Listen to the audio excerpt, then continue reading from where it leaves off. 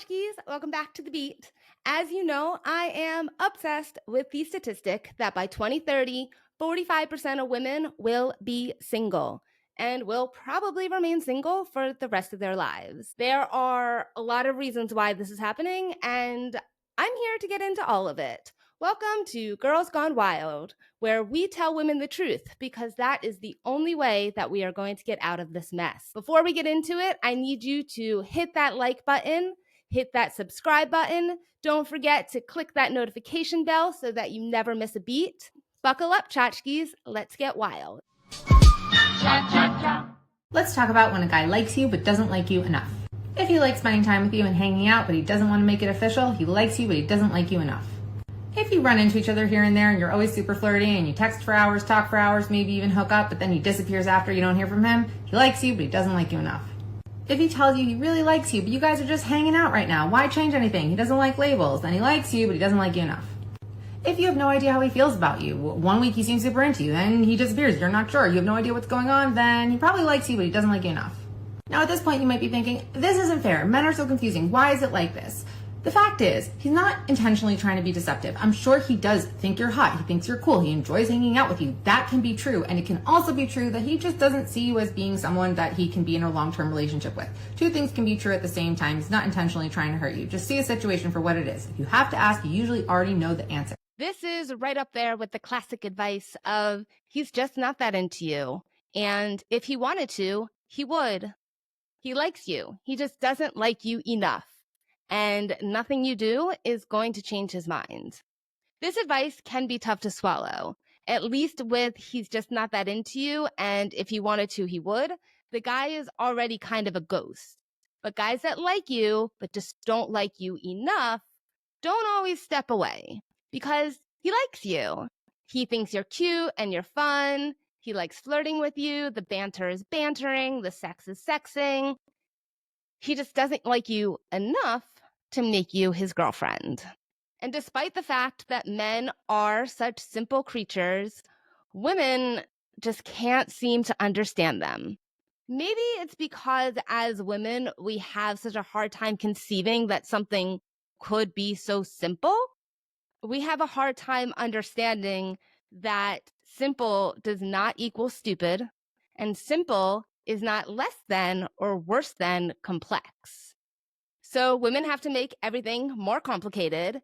And instead of just accepting the simple truth of he likes you, but he doesn't like you enough, we come up with all kinds of theories to explain why he won't commit. For example, the taxi cab theory. It's so funny to watch women on TikTok and Instagram talk about the taxi cab theory as if it is this genius philosophical concept that has been passed down from generation to generation of women, when the truth is, it's just a clip from Sex and the City. It's fate. It's not fate. His light is on, that's all. What light? Men are like cabs. When they're available, their light goes on. They wake up one day and they decide they're ready to settle down, have babies, whatever, and they turn their light on. The next woman they pick up, boom, that's the one they'll marry. It's not fate. It's dumb luck. I'm sorry. I refuse to believe that love is that random. Please, it's all about timing. You gotta get them when their light's on. Most men I meet are flashing yellows. Or off duty. They can drive around for years picking up women and not be available. Then they really shouldn't be allowed to get behind the wheel. Most men don't stay lit long before they take the plunge versus most women who've been lit pretty much since birth. Shout out to Samantha, the real hero and truth teller of that scene, examining her neck. Okay, so the theory is basically this. Men are like taxi cabs. If their light is not on, it doesn't matter who you are or what you do, they are never going to commit. But as soon as they decide that they are ready to commit or to settle down, they just turn on their light and then they take the first woman that walks by. This is ridiculous because perhaps when men decide that they are going to settle down and they turn on their light, they stop fooling around with and going out with the girls that they know they like, but they don't like enough. And thus, the next girl that he does date is the girl that he will commit to. And I'm sure it happens fast because, he's a guy, he's got his act together, he's ready to settle down. What girl wouldn't want that? So it's not so much that it's just the next girl that walks into his line of vision. It's more like once he turns on his light, he only has tunnel vision for the girls or girl that he is going to want to commit to.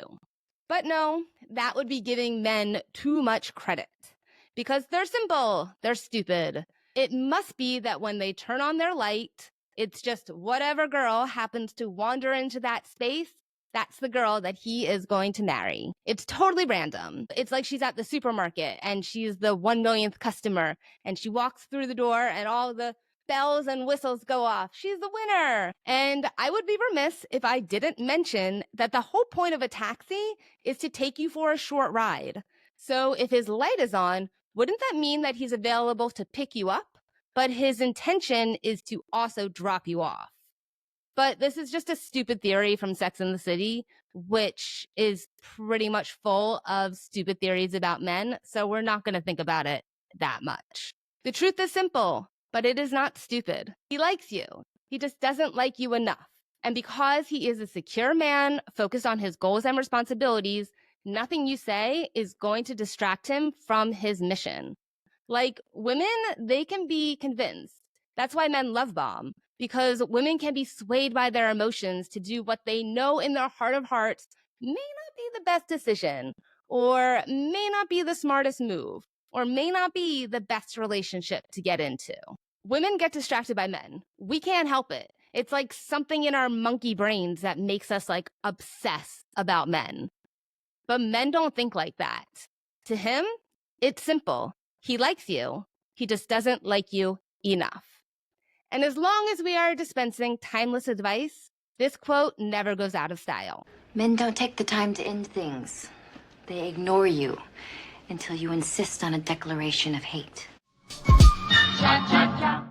Day in the life of a woman who's preparing to die alone. I'm 32 years old, single, and I don't have or want children, meaning that I'm the last woman in my family lineage to reproduce, and I think about that a lot. Mostly I think about how life is such a brief and miraculous chance to exist, and how most people don't have the privilege or opportunity to live a life they actually enjoy. Many people will endure and struggle, and while I hope for the future, I don't have confidence that the current political, economic, and environmental climate would allow for new life to thrive, and I don't want to take my chances. So I choose to honor the sacrifices and dreams of the women who came before me by living as freely as possible without the constraints of marriage or parenting. I'm embracing the freedom to exist authentically and prioritize a life of rest over rushing, joy over obligation, authenticity over expectations, and community over the idea of a nuclear family. And if that means I die alone, then it's a good thing I won't be around for it to matter. With 172,000 likes, it's safe to say that this woman is not alone in her point of view. But what exactly is her philosophy? Well, in a nutshell, she is a hedonistic nihilist. Nerd alert! Yes, I love philosophy. I love considering not only the way people think, but also why do they think that way? So we know what this woman thinks. She believes that life is meaningless and that there is no higher purpose. She also rejects the traditional ideas of morality, like a nuclear family. Because, you know, what's the point? The future is doomed anyway. And to cope with her nihilistic and, dare I say, negative view of the world, she chooses to live a hedonistic lifestyle. She focuses on relaxation, indulgence, joy, and ease. Because life is meaningless anyway, you might as well enjoy it. To her, pain and suffering are optional.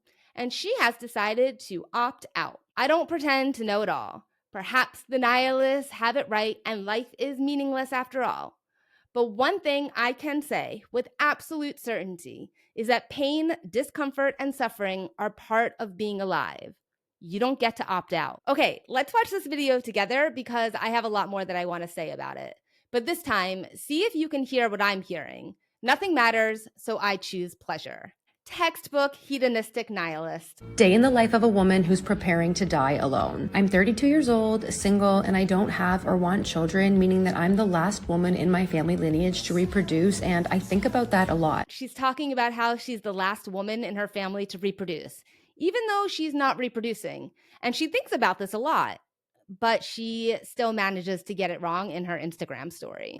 Mostly I think about how life is such a brief and miraculous chance to exist and how most people don't have the privilege or opportunity to live a life they actually enjoy. Many people will endure and struggle, and while I hope for the future, I don't have confidence that the current political, economic, and environmental climate would allow for new life to thrive, and I don't want to take my chances. And so I choose to honor the sacrifices and dreams of the women who came before me by living as freely as possible without the constraints of marriage or parenting. I'm embracing the freedom to exist authentically and prioritize a life of rest over rushing, joy over obligation, authenticity over expectations, and community over the idea of a nuclear family. This plan just seems very short-sighted to me. When I was 32, I was living in San Francisco. I had just moved there. I didn't know anyone. I was starting over, to live my best life, city girl. I moved to California from New York City when I was 29. I moved to San Diego.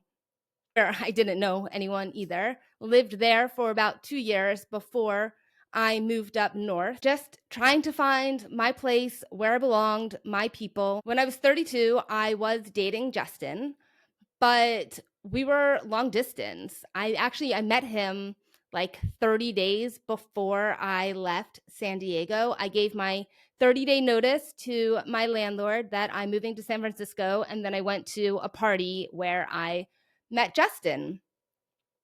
And I moved up north and we kept in touch. And for the first year, we just talked a lot and he came to visit me and we would have so much fun. And it just kind of kept escalating to the point that we were in a relationship. But it took me a little while to accept that we were in a relationship. I had never had a boyfriend before, and I had plenty of magical first months where, they love bomb you and tell you how beautiful and smart and charming you are. And I was pretty much just waiting for the other shoe to drop, and eventually Justin would get bored with me or decide that he likes me, but he doesn't like me enough.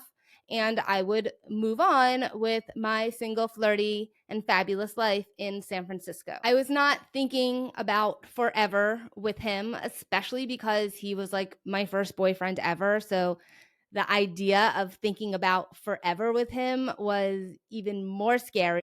So anyway, the point is, I actually lived in San Francisco for 3.5 years. We were in a long distance relationship for 3.5 years before I finally moved back down to San Diego. We moved in together. Now we're engaged. We've been engaged for like 2.5 years. We're talking about figuring out when we're actually going to get married, but that's another story. We're married in our hearts. I've never been the girl that is obsessed about her wedding day. I would rather try to figure out how to start this podcast than dream about one day in a fancy dress and have stress about, oh my God, what if I spill something on my dress? The whole day will be ruined. And my skin is completely unpredictable. And the last thing any bride wants is to have flaky, dry, cracked skin on her wedding day. So if I just never plan a wedding day, then it'll never happen to be disappointing. And Justin and I are still in love, so who needs all that? Anyway, the point is that when I was 32, I could not possibly conceive of forever. In fact, it wasn't until I was maybe like 36, 37 that I really started to consider, is this it? Is this what I want for the rest of my life? But at 32, I definitely had no concept of what the rest of my life meant. I don't know. Maybe if I hadn't met Justin and if by the time I was 32, I'd still never had a boyfriend, maybe I would be this woman alone in my fancy apartment making content about how I was preparing to die alone. Back to our nihilistic queen. And if that means I die alone, then it's a good thing I won't be around for it to matter. It's kind of funny that this video opens and closes with her contradicting herself and thus letting it slip that she may not be as smart as she thinks she is. And if that means I die alone, then it's a good thing I won't be around for it to matter. But you will be around. Do you mean like once you're dead, you won't be around? Okay, sure. But as long as you're alive, you will be around for it to matter. And like, no one knows how long that's going to be, but you're 32. So that could like easily be another 50 years. That's a really long time. And you're going to be around for it all alone.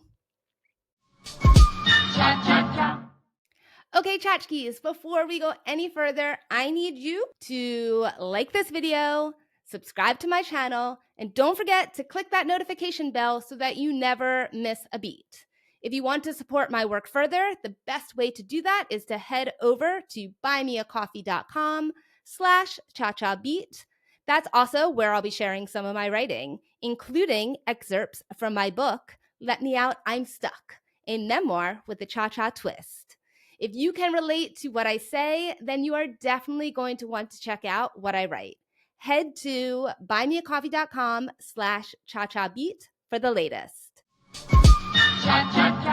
This is the Friday night of a single introvert in her 30s. And I have no plans other than crawling into bed before 9 p.m. I've basically been single my whole life. I've had cutesy little high school relationships, but they really weren't significant at all and really just led to heartbreak and disappointment. And maybe it's because I'm sensitive and don't want to subject myself to any pain or discomfort. Or maybe I'm just very evolved, but I just completely avoid dating. But what I realized is I've decentered men/relationships from my life, which is pretty freeing. Most people's lives revolve around dating, love, relationships. I mean, it's in the center of almost every story, movie, book, song. The first question someone asks you when they want to get to know you is if you're in a relationship. And maybe it's because I've put up a wall around my heart or something else, but honestly, I don't give a shit about dating and relationships. Do I want to be alone forever? No. Do I want to spend time thinking about trying to meet new people in hopes of initiating a romantic relationship? Also no. So many other things that I want to think about. And honestly, it annoys me that being in a relationship is like the ultimate goal, the biggest celebration. But clearly it is a difficult thing to accomplish because I have not done it. So if I ever do it, yeah, we will be having a huge celebration. But for now, I am centering myself. I mean, there's so much more to know about someone besides their roster, dating, drama stories. Ugh. Maybe that's the introverted Virgo in me. I could talk much more about this, but I'm running out of time and I'm just rambling now. But please follow if you're interested and I will continue unpacking. She's such an introvert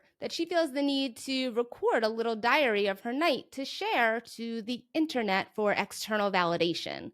Call me crazy, but I thought that like what makes an introvert is that they don't need external validation to stimulate them and feel satisfied. So either she's not an introvert or she is an introvert who is just really lonely and thus feels the need to record herself on this Friday evening. It really just led to heartbreak and disappointment. And maybe it's because who is she talking to in that little clip where, you know, she's pouring the wine? She has the voiceover on the camera, but she's talking. You know, we can't hear what she's actually saying, but like what I hear is a cry for help. I'm sensitive and don't want to subject myself to any pain or discomfort. Or maybe I'm just very evolved, but I just completely avoid dating. But what I realized is I've decentered men/relationships from my life, which is pretty freeing. Now we're getting into like the crux of it. She says that she doesn't want to subject herself to any pain or discomfort because, you know, like maybe she's just like really evolved. Thus, she is accepting her fate as a single girly forever. Are you dating anyone? Oh, no. I have like sworn off men. What if you find yourself like me, almost 8 years later, still single? Aren't you so happy though? Yeah. And again, just like in the last video, I just don't think y'all grasp the concept of forever. Like, yeah, it's all fun and games now, being strong and independent. But sooner or later, as a woman, you're going to start to run out of energy. That's just the way it works. And it'll start to seem like every couple of weeks, there are a couple of days where you just feel wilted and depleted, tired, grumpy, and like you just don't want to try. You don't want to work, but you have to try. You will have to work because in your 30s, you gave up trying to find a partner to help you during that time. So she tells us that she has decentered men and dating from her life, which I'd imagine can be pretty freeing, except she's lying. But let's just like believe her for 1 second.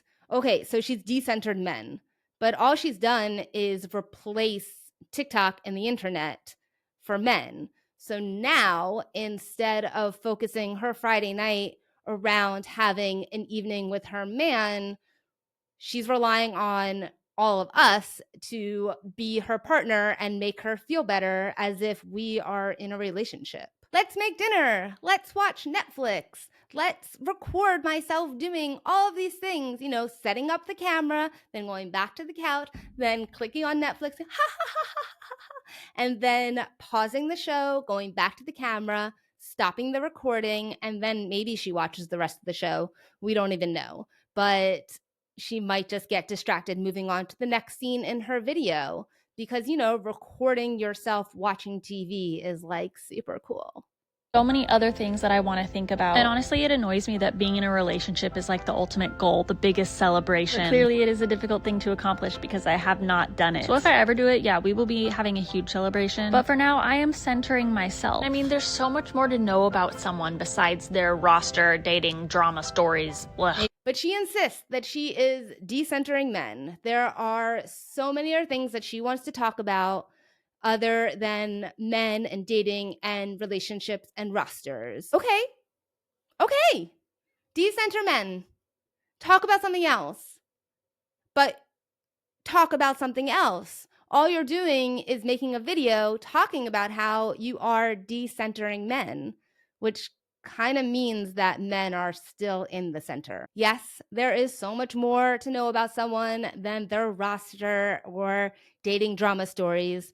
But in order to do that, you have to go out into the world and give people a chance. Maybe that's the introverted Virgo in me. I could talk much more about this, but I'm running out of time and I'm just rambling now. Girl, you've been rambling this whole time. This is stupid. You're not sleeping. We know you're not sleeping. Like, you set up your phone, you push record, you got in your bed, you tucked yourself in, you recorded yourself sleeping, and then you woke up, you went back to your phone, you stopped the recording, and then you stitched all these little videos together, recorded your little voiceover of your philosophical view on life, pass the fuck out. Like, we know you're not sleeping. Do you want us to believe that you're sleeping? We know you're not sleeping unless you've recorded yourself for 8 hours sleeping, which I don't think you did. Ladies, let me know in the comments, what is so bad out there? What are men doing that is just like so outrageous that you, as a 30-year-old woman, you're done. You're just ready to hang it up. You don't believe in love. You're ready to die alone. You are going to eat gummy bears and record yourself sleeping for the rest of your days. Part of my shtick here is that I want to tell women the truth. I love women. I'm trying to look out for women for the next generation of girlies. I'm 40 and I am not going to have children. And it's funny. I've never wanted to have kids. I've never thought about being a mom, never had the maternal instinct or drive inside me. And only recently have I questioned, do I really not want to have kids, or just have I been brainwashed by the whole feminism movement of like strong and independent, you don't need to have kids, blah, blah, blah, blah, blah. I don't know.